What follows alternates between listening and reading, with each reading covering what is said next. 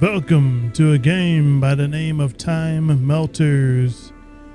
The demo just released for this about a day ago, and I thought it looked cool, so we're going to give it a try. And that's exactly what we're going to do right now. So, let's go start the demo, single player version. New game. We play as a character named Tegan. Tegan's parents vanished mysteriously when she was still an infant. Some said they were killed by a rival clan over a gambling debt. Some that they perished in 1422, Holy Fortitude Fire. And some swore blind that they were both still alive. Some were in the northern mines, prisoners of the Lord of the Rats. She and her brother Edwin were raised by her uncle Seamus. Okay, now I played this demo a while before this take, but that take got corrupted because my system shut down unexpectedly. So we're going to give it another shot right now.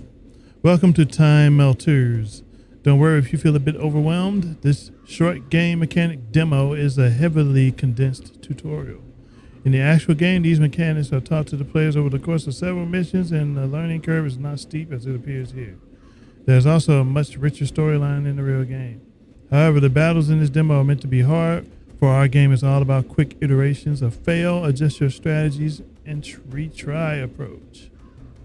Please note that this demo is far from an in-production build alpha and does not reflect the quality of the final product. This demo only runs in HD and a lot of features are still missing. Key binding, for example. Also, the beta version will be a lot more optimized and will run much smoother than this build. We shall see. If you have any comments, suggestions, bugs, let us know on our Steam forum. Have fun. And here we go. Got to sit through all this again. I know all of this might be weird in that you are certainly not used to hearing another voice in your head, but everything will be explained soon. For now, we must hurry and find the Void Stone to reach Amanan, the Time Melter, and Lord Ermal. Don't worry though, I'll teach you how to harness these powers of yours along the way. Let's start with your Spirit Strike spell for close encounters. See the pawns come upon us? Defend yourself. Hold left click to cast a strike.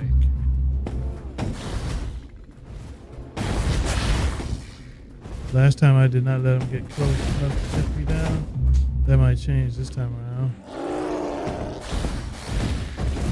Because the curse. It always happens. Let's play curse. Alright.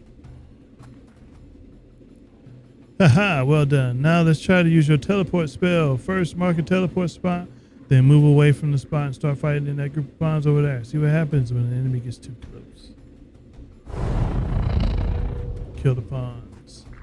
Pretty much what we did last time, except we have teleport. Rely on. Now if they get real close, we'll get out of it. Like right now. Bam, done. And we got a new ability, which is teleport. We are done. You're doing well. Now let's try to use your Spirit Blast ability to push back your enemies. Try to fight the group of pawns ahead of us, and don't forget to mark a teleport spot before engaging. Now this one gave me a little bit of problems, so let's hope we don't have that issue again. You're doing well. Now let's try and use your Spirit Blast. All right, let's use that.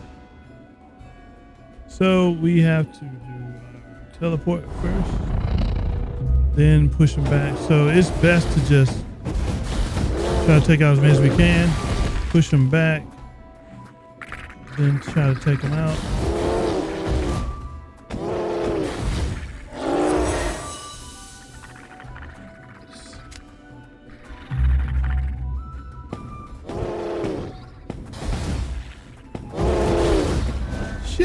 Okay, that's our first screw up there. Okay, unfortunately.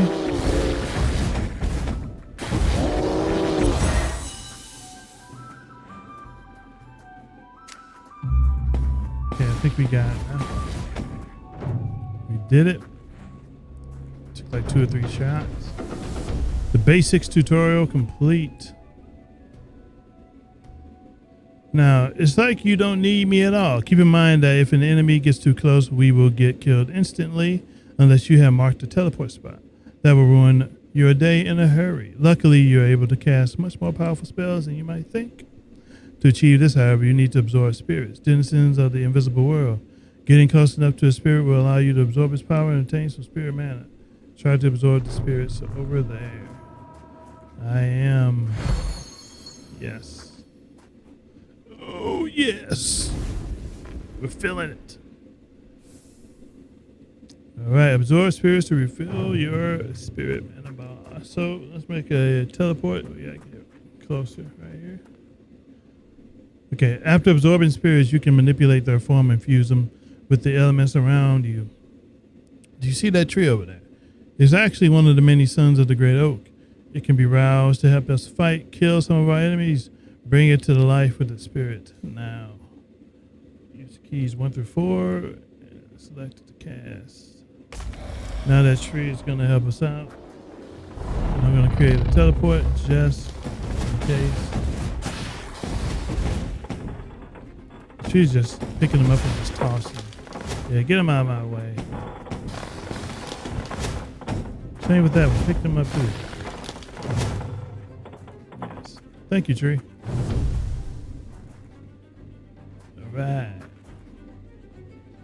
You can also give other forms of the spirits you absorb to help you fight. For example, an earth spirit will root some enemies directly under him for a short while. This is where I stopped when my system shut down. So hopefully we're in good hands right now.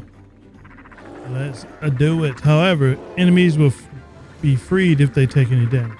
Try invoking an earth spirit on one of these groups of pawns. No sense in fighting them all at the same time. So number 2 for that one. And scroll up to use it. Now we can fight these pieces of garbage.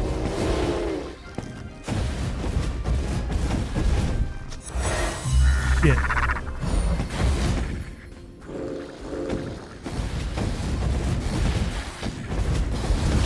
Oh shit. Damn it.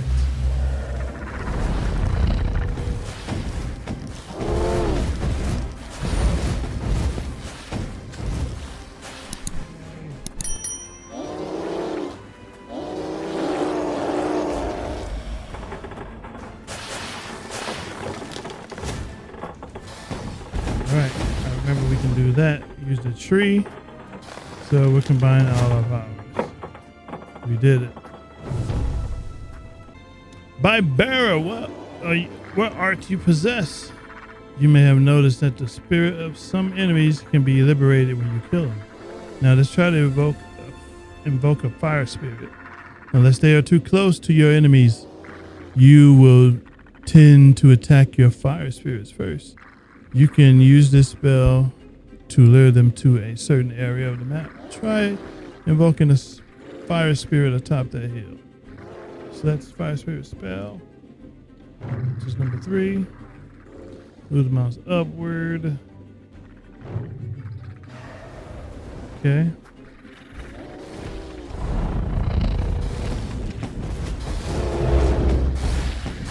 Put them all. Nice. In the town square. Mana tutorial complete. Excellent. The voice stone is right over there. Amanan has already activated the other void stone near Haven Hill, so to create a breach, simply activate this void stone too. The breach will open when both void stones are active. Move closer to the void stone to activate it. Let's get close. Is it really that easy? All right, new structures, void stones. Cross the breach. Let's do it.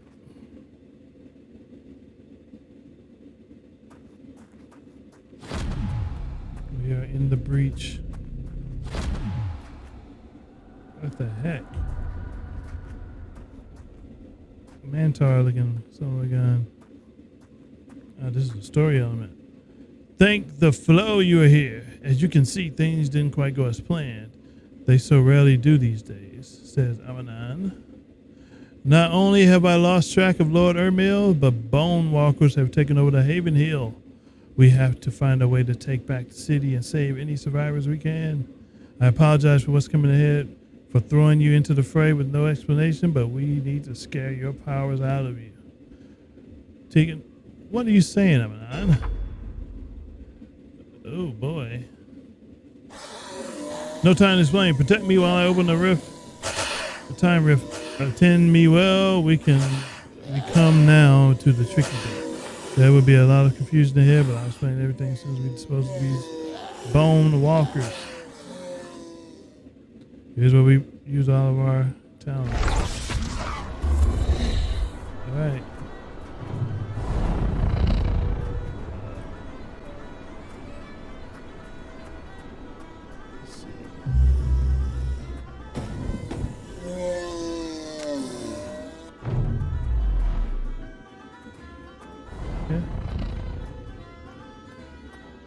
Oh, we went back in time. That knockdown, not having that knockdown was a real blow.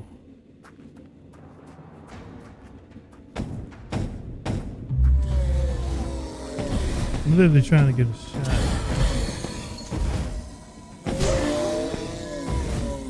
Alright, player number one in the shit.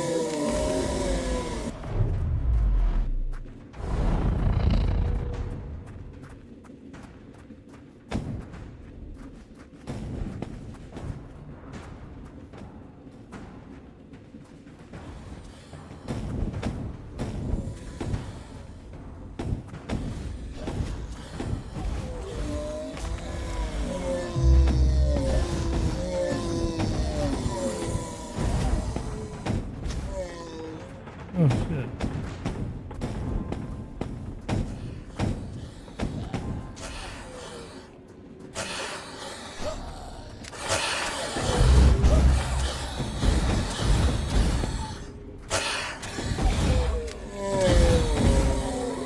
We did it. Time rift. Man, that was tough. All of this might be quite confusing, but our friend Amanan here is in fact a time melter. That is to say, a being capable of hearing thoughts, thus hearing my voice as I speak, but also capable of creating time rifts that allow him to manipulate the very fabric of time. And you have a unique ability, which appears only when these time rifts are opened. As long as a time rift is open, you can actually see the future. In that state, you can interact with everything around you. You can see the outcome of upcoming battles, cast spells, and so on and so forth. At a moment of your choosing, or when an enemy is about to kill you, time rewinds and you can go back to the moment of creation of the time rift. Now, when you go back in time, you create an echo of yourself, a copy that you will, if you will, which will reproduce every action you just performed. These echoes, your past selves, will allow you to be in multiple places at once on the battlefield. Just to add to the confusion here, know that some entities live outside of time. Spirits, for example, are not affected by time. This means that once you absorb the spirit or use one to cast a spell, it's gone forever and won't reappear when you rewind time. I told you all this might be a tiny bit confusing, so the best way to explain how your powers work might be to move forward. Now let's take back the city by the east gate while Amanan opens a time rift. Kill all enemies. Nobody.